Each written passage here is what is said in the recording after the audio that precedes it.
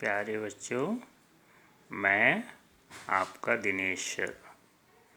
आज मैं व्याकरण के अगले पार्ट में कुछ नया बताने वाला हूँ। वो नया क्या है? वो नया है व्याकरण है क्या। इसके पहले मैंने आपको जो पढ़ाया था उसको आपने अच्छी तरह से नोट कर लिया होगा और बहुत कुछ सीखा होगा, है ना। अभी आप घर में हो, सुरक्षित हो और मुझे आशा है कि तुम पढ़ाई भी मन लगा के कर रहे हो। मैं तुमसे दूर हूँ मगर तुम्हारे पास हूँ। वो कौन सा माध्यम है? ये ऑनलाइन माध्यम है ना। तो मैं आज आपको क्या बताऊंगा? व्याकरण के बारे में। मैंने कुछ नोट्स बनाए हैं जो आप अपने कॉपी में अवश्य लिख लेना। ये मैं आपको दिखा रहा हूँ।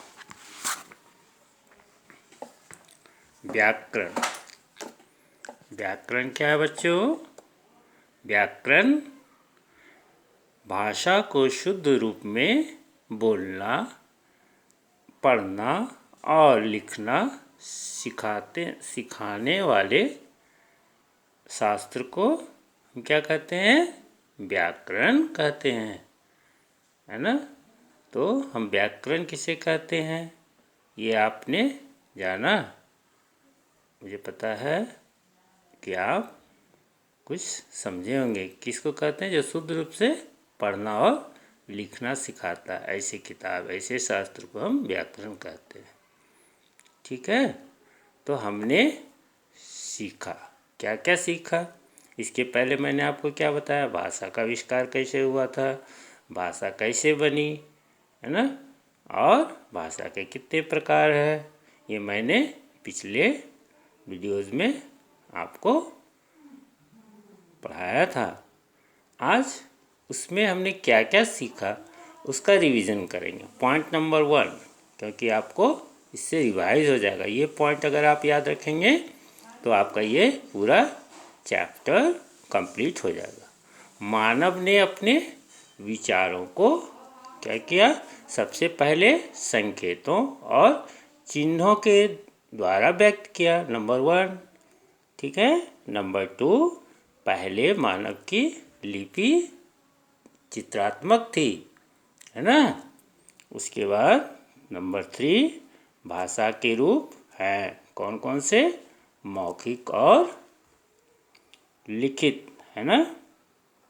चौथा, बोलना और सुनना भाषा के लिखित रूप हैं। 5वां, पढ़ना और लिखना भाषा के लिखित रूप हैं।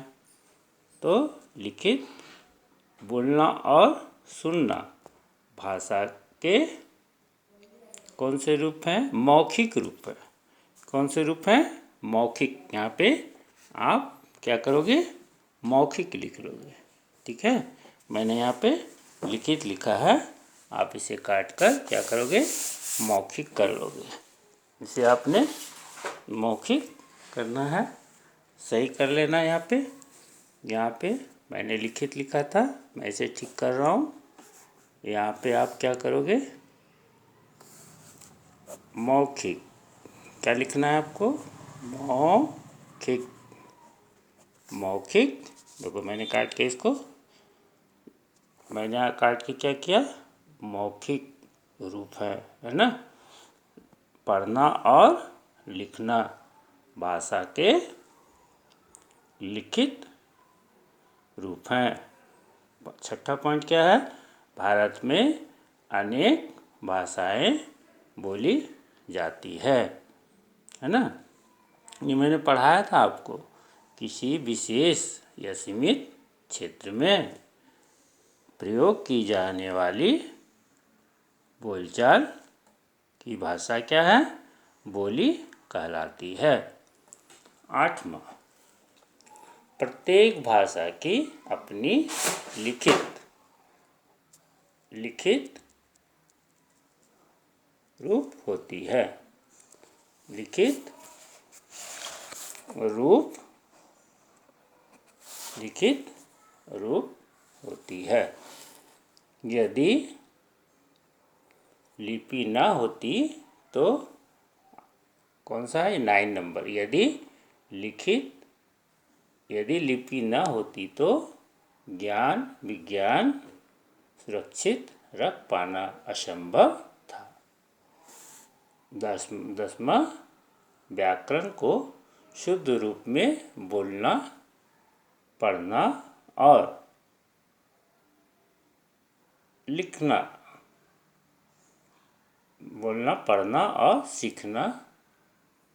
लिखना सिखाता है। व्याकरण में क्या करता है? बोलना, पढ़ना और लिखना जो है वो सिखाता है।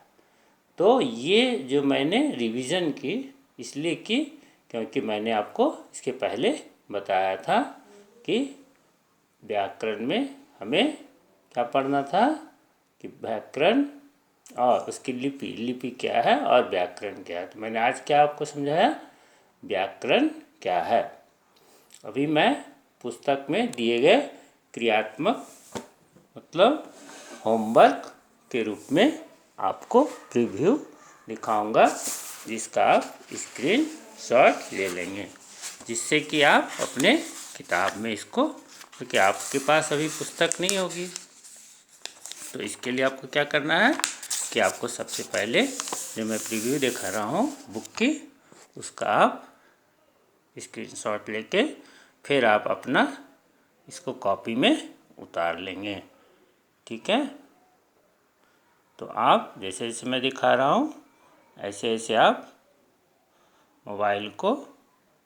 मोबाइल में या लैपटॉप में या कंप्यूटर में जिस स्थिति में आप हैं उसकी जिस स्थिति से जिस माध्यम से मीडियम से आप पढ़ रहे हैं उस मीडियम से आप इसके स्क्रीनशॉट को ले लेंगे और सही जो है उसको अपने कॉपी में नोटबुक में उतारेंगे। ठीक है? इस तरह से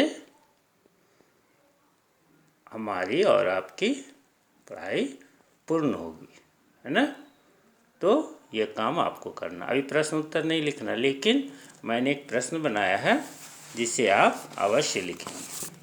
ये हमारा प्रश्न है कि आप सोचकर लिखिए कि लिपि की आवश्यकता क्यों पड़ी।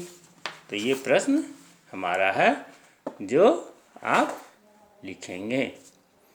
लिखने के बाद इसे कॉपी में नोट कर लेंगे, है ना?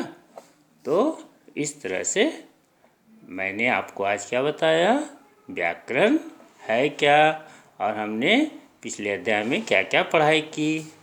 तो इस तरह से आप पढ़ाई करेंगे तो व्याकरण में आप अवश्य अच्छे अंक प्राप्त करेंगे। मुझे आशा है कि आप ध्यानपूर्वक पढ़ाई कर रहे होंगे। Thank you. फिर मिलते हैं नेक्स्ट वीडियो में।